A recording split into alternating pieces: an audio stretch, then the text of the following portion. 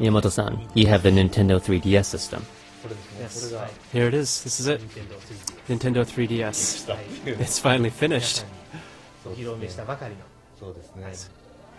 Isn't it cute? It's got a little circle and a plus. Our first project together had a little to do with 3D. That's right. It's been 20-some years now. It was on the Famicom Disk System, so it has been over 20 years. Yeah, I think it was 86 or 87. 3D Hot Rally. We made a disc-based game with it. We first met when we were working on a 3D game that you play wearing 3D glasses with an LCD shutter. So you could say that 3D is an important topic for us. Yeah, it has this universal appeal, I think. That's why we've tried with this so many times up until now. That was at the challenge already during the NES days, and as many people remember, we challenged it with the Virtual Boy system. Even after that, we challenged making 3D several more times, although these attempts weren't announced. Hoping it would work this time, we tried many things. We did that over and over, thinking about the next hardware, and as we begin thinking about the Nintendo 3DS, we went at it again. Every time we've released a new hardware system, we've tried something. This project did not start with the concept of 3D viewing with the naked eyes.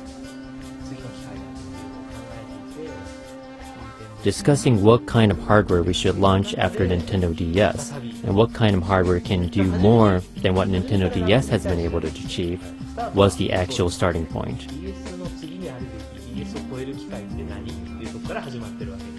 That's right. You know, there were many different directions, and the DS itself gradually added many features. It became a very useful tool, and the software, I would think, has really kind of broadened beyond what you'd call the typical evolution of an entertainment device.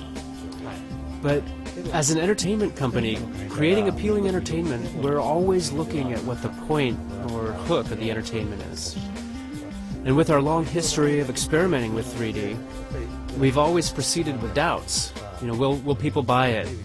Can it only be seen on certain TVs? You know, or thinking of game options, we always talk about, oh, should we make a new accessory?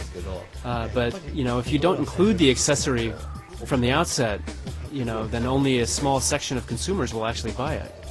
So we always have these doubts about these types of things. And it wasn't thinking these through that it came to the point where I felt that the only device that could surpass the DS was, you know, Nintendo 3DS. When we started looking at LCD devices that could show 3D images,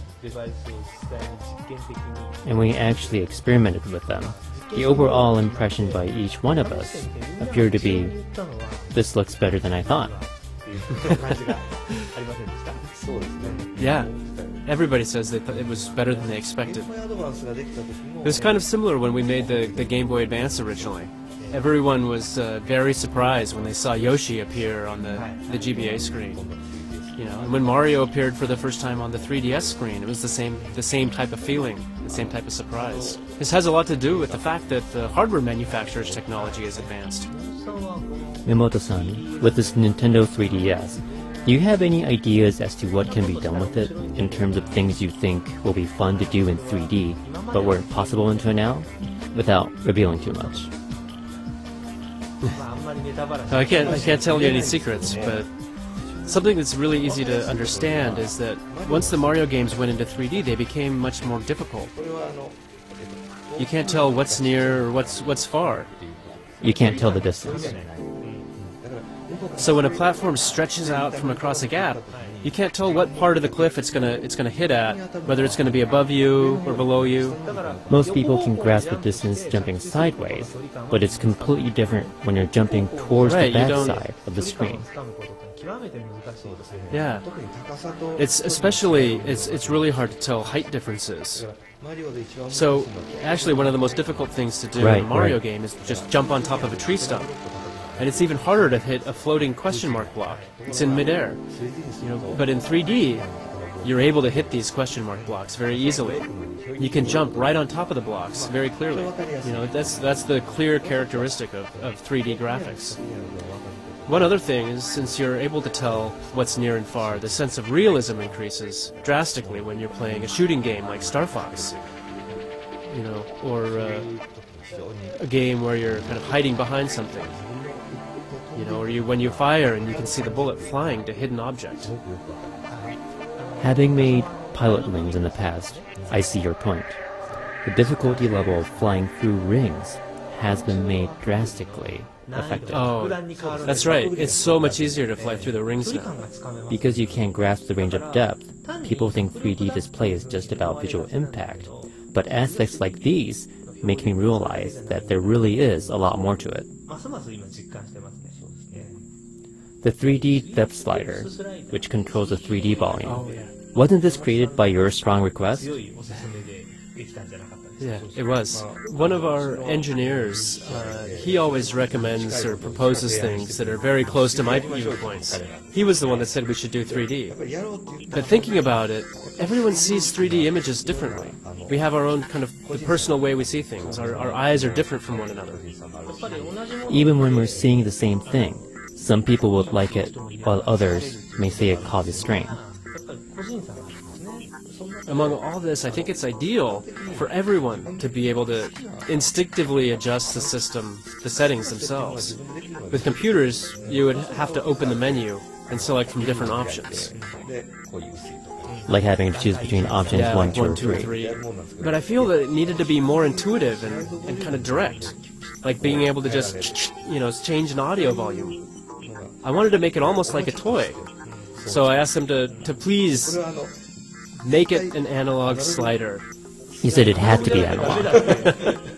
If you have to press the button down for too long, it just won't work. More direct. You needed to be able to tell the change right away. Besides 3D, do you have other features you would like to point out? Oh, yeah. You know, I'm sure we'll probably talk about this too, but the tag mode feature is one. We had something like that in Nintendogs, where you can communicate with others as you walk by them, or being able to communicate with someone you happen to walk by on a subway by chance. I really wanted to take this feature and strengthen it as much as possible. Walking around with the Nintendo 3DS. As you walk around with it, you can experience the tag mode in all sorts of places. As you walk around with it, you notice people are talking about the Nintendo 3DS, so you show it off. When those people see it, they too get happy. If things like this can happen everywhere, it would be one of our dreams coming true, and that's a goal we want to make happen. Yeah, I think so.